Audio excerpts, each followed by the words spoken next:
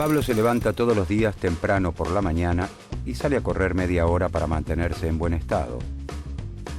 Luego viaja 1 hora para llegar a su lugar de trabajo. Allí repone mercancías en las góndolas para que los clientes siempre encuentren lo que buscan. Esteban trabaja manejando un taxi. Como pasa muchas horas sentado, intenta comer alimentos sanos. Después de 12 bocinazos, 974 frenadas y 3.258 cambios de marcha, Esteban termina su jornada laboral. Por la noche estudia ingeniería y es compañero de Pablo.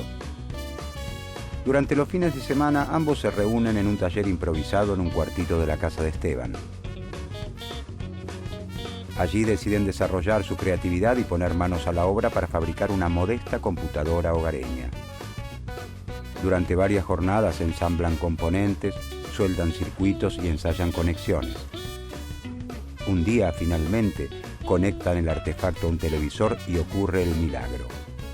Pablo y Esteban logran desarrollar una innovadora versión de un lenguaje de computación. El éxito del emprendimiento cautiva a sus amigos y así logran levantar los primeros pedidos.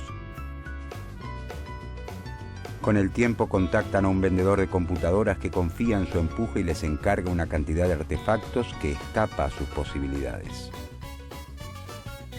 Los jóvenes se encuentran ante el primer gran dilema. ¿Cómo hacen Esteban y Pablo para progresar con los medios que cuentan?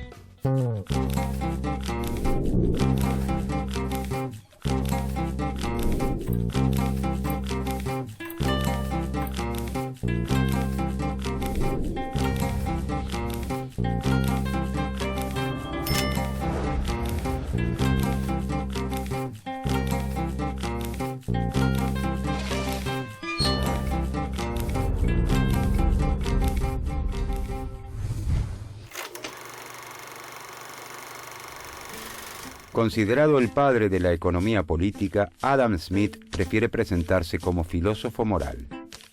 Nace en Kirkcaldy, un pequeño poblado de Escocia, en 1723.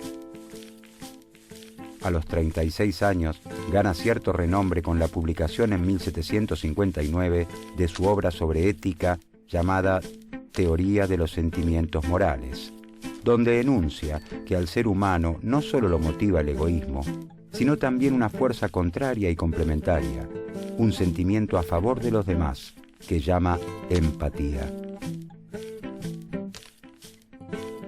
Estamos en los albores de la revolución industrial y la prosperidad que Smith descubre en Glasgow despierta su atención, que se concentrará en las prácticas mercantiles de sus vecinos para tratar de explicar como buen filósofo que es el nuevo mundo que lo rodea. Desde 1763, Adam Smith recorre durante 3 años Toulouse, Ginebra, París y Londres. Conoce a Quesnay y a Turgot, los fisiócratas franceses, y a los iluministas Voltaire, Diderot y Benjamin Franklin y sus ideas de libertad que inspirarán la Revolución Francesa. Embebido de este espíritu de época que busca comprender los fenómenos de manera científica, enfrentado al pensamiento religioso, escribe su segundo libro, una investigación sobre la naturaleza y causas de las riquezas de las naciones, que verá la luz en 1776 y será conocido como La riqueza de las naciones. Este es considerado el primer libro de economía moderna y el primero en sistematizar científicamente las bases del capitalismo.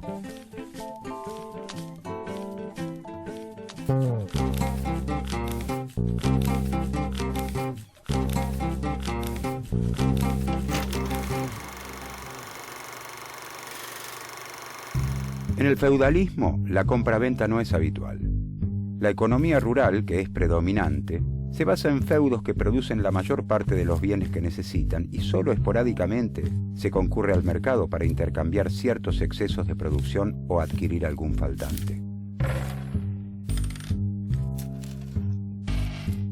La sustitución del régimen feudal por el sistema capitalista no se produce de un día para el otro, sino que implica un largo proceso que se extiende entre los siglos XVI y XVIII.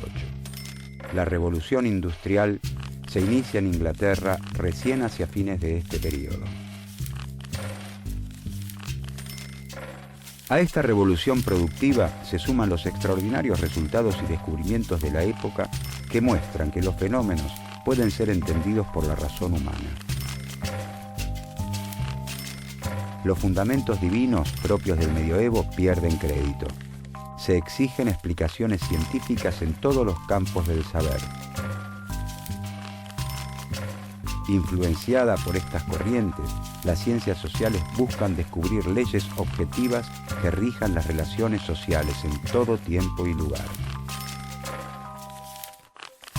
El capitalismo va socavando progresivamente las bases de la sociedad feudal, arrasando con costumbres afianzadas por siglos y con los vínculos fundados en el control religioso.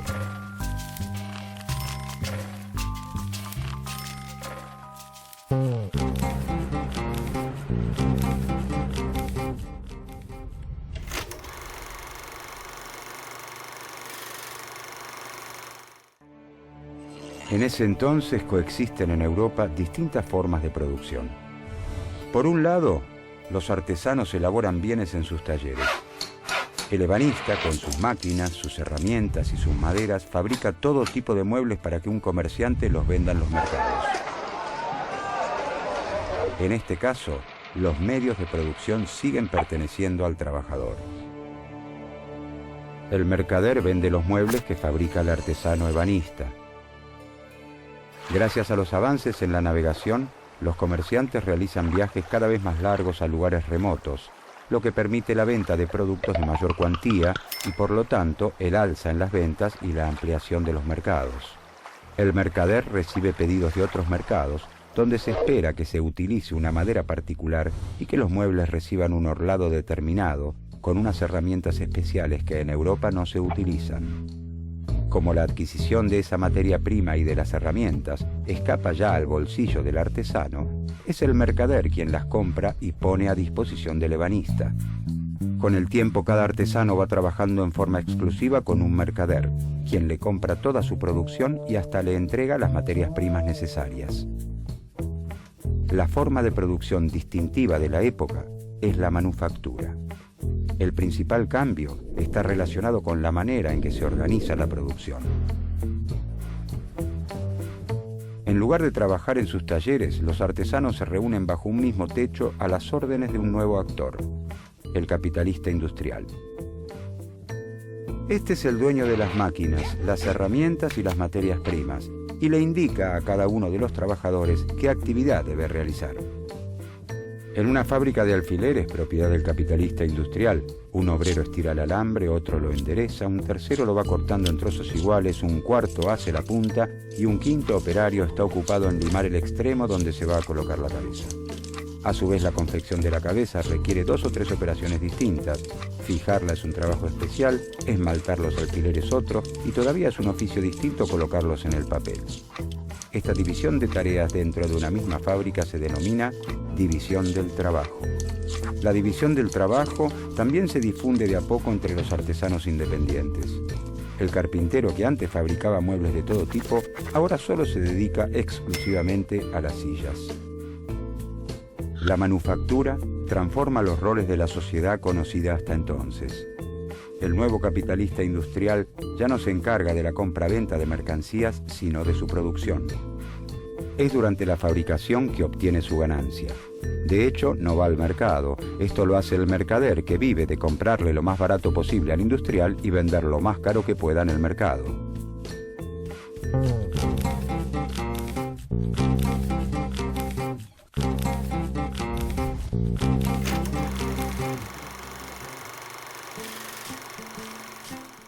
Para Smith, la división del trabajo provoca un gran incremento en la riqueza y en la cantidad de mercancías que produce la sociedad. Esto se da principalmente por 3 motivos. La especialización aumenta la habilidad del trabajador para hacer la actividad que le toca. Existen menos tiempos muertos por pasar de una actividad a la otra. Y se crean herramientas novedosas o mejoras a las existentes para concluir el trabajo más rápido o con menor fatiga. A diferencia de los fisiócratas, Smith considera más beneficiosas para la sociedad las actividades industriales que el trabajo de la tierra.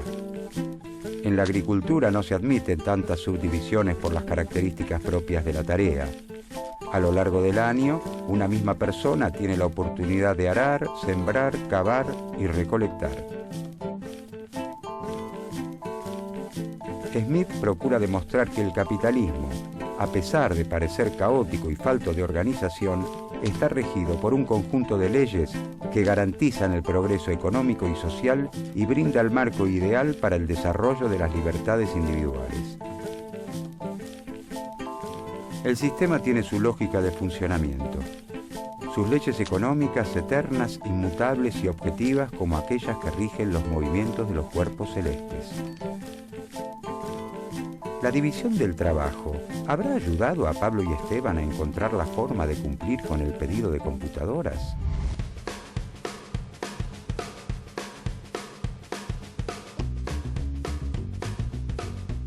Pablo y Esteban han decidido montar una pequeña fábrica de PCs hogareñas en un cuartito de la casa de Esteban. Como primera medida, deciden buscar una persona que lo financie. Rápidamente consiguen el apoyo económico de un tío de Pablo que adelanta un capital para la compra de insumos. Luego logran entusiasmar a compañeros y amigos para que trabajen en el proyecto y de esta manera se puedan cumplir los plazos de entrega. La actividad en el cuartito se organiza por etapas. Pablo desarrolla un software más completo, Sebastián suelda componentes, Nicolás ensambla las carcasas, Esteban prueba los equipos y Jorge se encarga de embalarlos. Así logran finalizar a tiempo la tarea. Los equipos se venden como pan caliente y nuevos pedidos comienzan a llegarles. El cuartito comienza a quedarles demasiado chico. Deciden alquilar las oficinas de una vieja fábrica abandonada y la acondicionan a pulmón. Les es necesario también incorporar más trabajadores y organizarlos por departamentos. ¿Qué más pueden aprender Pablo y Esteban de las teorías de Adam Smith para implementar en su emprendimiento?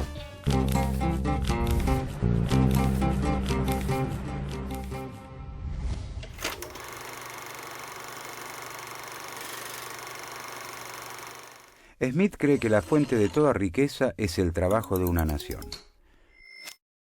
Pero no todo trabajo crea valor, sino que existe un trabajo productivo y uno improductivo. El primero es el realizado por los obreros, los comerciantes y los capitalistas industriales. El segundo involucra al resto de las actividades, el soberano con todos los funcionarios que le sirven, todo el ejército y la marina, sacerdotes, abogados, médicos, hombres de letras, cómicos, bufones, músicos, cantantes y danzantes de ópera.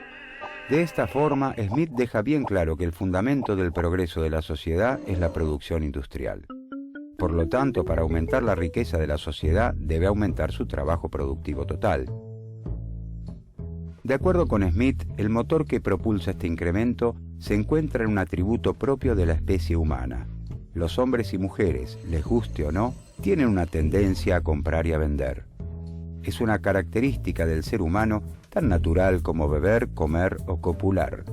A esto denomina la propensión natural al cambio. En este sentido, en 1776, cuando se publica La riqueza de las naciones, es imposible no preguntarse ¿por qué, si la compra-venta de mercancías es innata, no aparece con anterioridad? Smith explica que la propensión al intercambio propia de nuestra naturaleza no puede manifestarse con anterioridad porque el tamaño del mercado no es suficiente. Cuando el mercado es muy pequeño, los individuos temen dedicarse por entero a una actividad, ya que existe la posibilidad de que luego no logren cambiar el sobrante de sus mercancías por esas otras que no producen y necesitan. A la manifestación plena de la propensión al cambio han venido a colaborar los notables descubrimientos en los sistemas de transporte fluvial que permiten a los comerciantes realizar largos viajes y llegar a nuevos mercados. Ya con grandes mercados, las personas se animan a dedicarse por completo a la elaboración de un producto. Están seguros de que podrán obtener, a cambio de sus mercancías, los bienes que necesitan y no producen. El sistema capitalista, o la sociedad civilizada en palabras de Smith, es la expresión más acabada de la naturaleza humana. Permite que nuestro instinto al cambio se manifieste en plenitud. No es la benevolencia del carnicero, del cervecero o del panadero la que nos procura el alimento, sino la consideración de su propio interés. No invocamos sus sentimientos humanitarios, sino su egoísmo.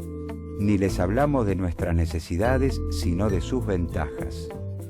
Smith nos dice que cuando los individuos responden a esta propensión natural al intercambio buscando su propio bienestar y en un sistema de libertad natural, son conducidos por una mano invisible que, sin proponérselo, saberlo o desearlo, promueve el crecimiento de la riqueza de la sociedad como un todo.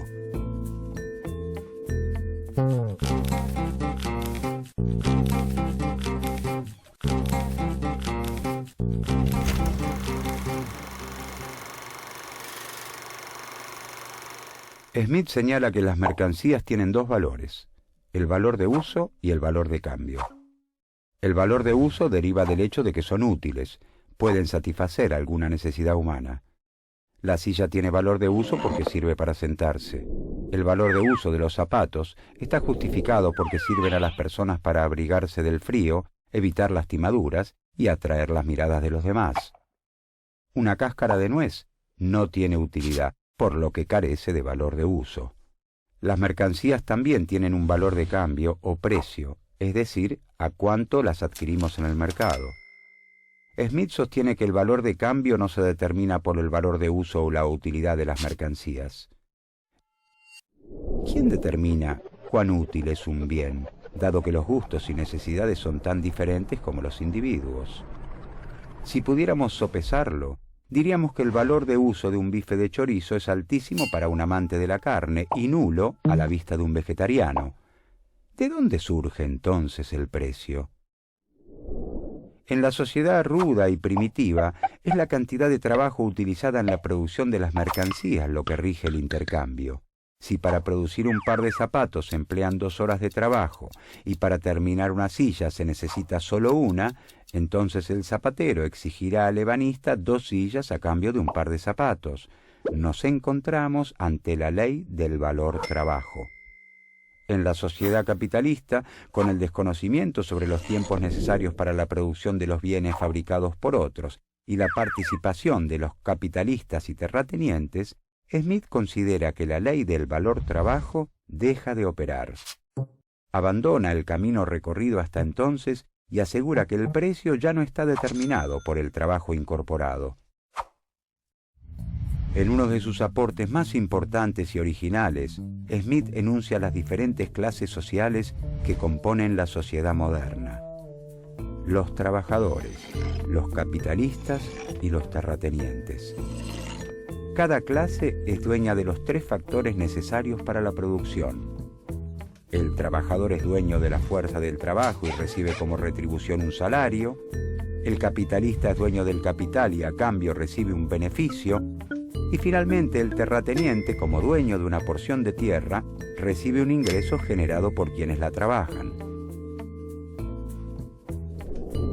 Smith desarrolla entonces la teoría de los costos de producción y dice que el precio de una mercadería surge de sumar el salario, la ganancia y la renta que se paga a quienes están involucrados en el proceso productivo.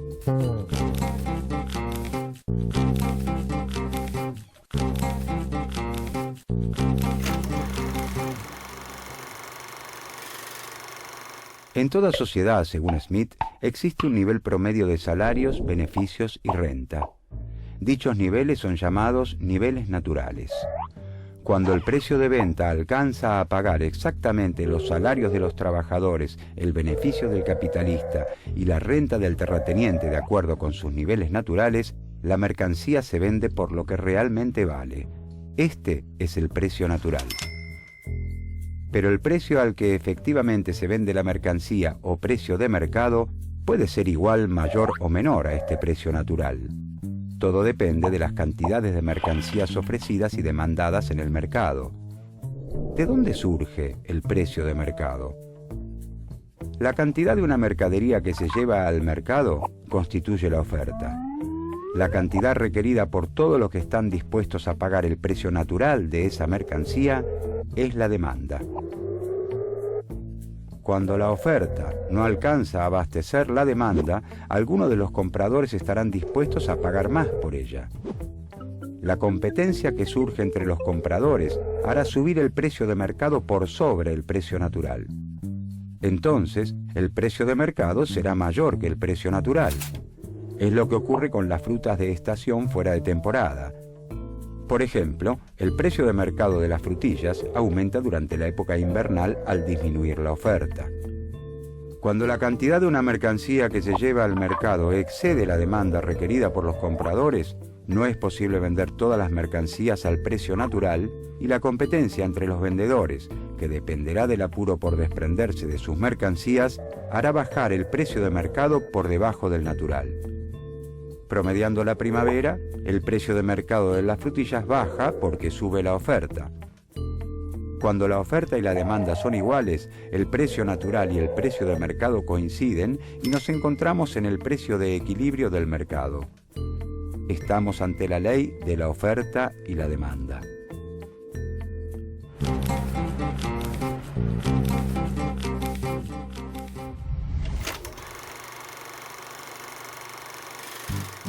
Smith reconoce que las consecuencias de la división del trabajo sobre el desarrollo intelectual y espiritual de los trabajadores son desastrosas. Como ellos realizan pocas actividades sencillas, su tarea es muy monótona. Esto entorpece al trabajador y lo incapacita para realizar otras actividades.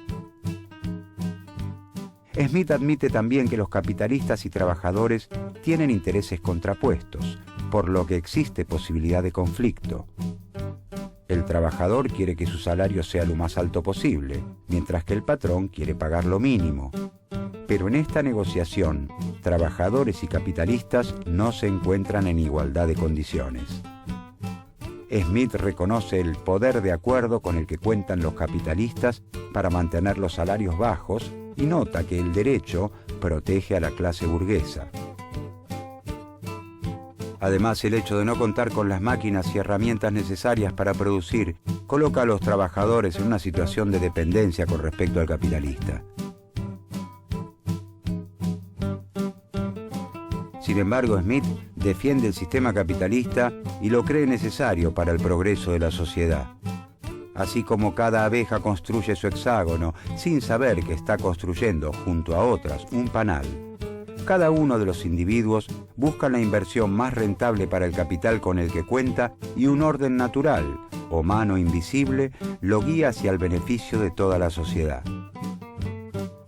Como el interés personal es la fuente del progreso económico y del bienestar general, los individuos deben poder tomar sus decisiones libremente. Smith recomienda la libertad de mercado y la eliminación del proteccionismo alentado por los mercantilistas. Cree que con la libre competencia y el desarrollo de la economía capitalista, no solo crecerá la riqueza de las naciones, sino que también mejorarán las condiciones de vida de los más pobres. Por su parte, el gobierno debe garantizar la defensa contra agresiones extranjeras, la justicia, las obras e instituciones públicas y la protección de la propiedad privada.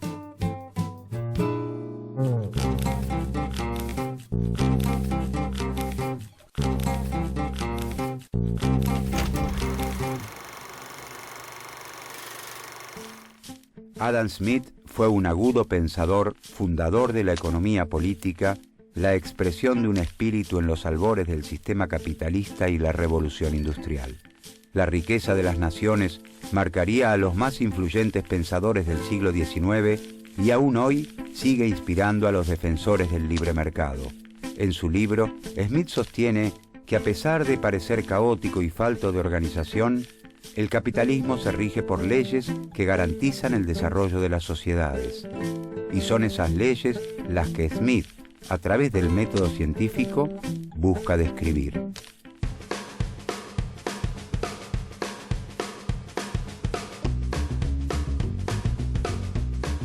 La industria de la PC hogareña prospera en todo el mundo y el emprendimiento de Pablo y Esteban crece a pasos agigantados. Los beneficios de la actividad son casi en su totalidad reinvertidos en la fábrica, de manera tal que en pocos años les es posible la compra de la vieja planta fabril, tecnificarla y contratar mayor y mejor mano de obra. El pueblo también se beneficia con el emprendimiento. Crecen las industrias alrededor de la fábrica y con ellas la cantidad de habitantes. El gobierno colabora con las obras de infraestructura, construye caminos, escuelas y hospitales. Una mano invisible parece también acompañar ese crecimiento y el bienestar se extiende a toda la sociedad.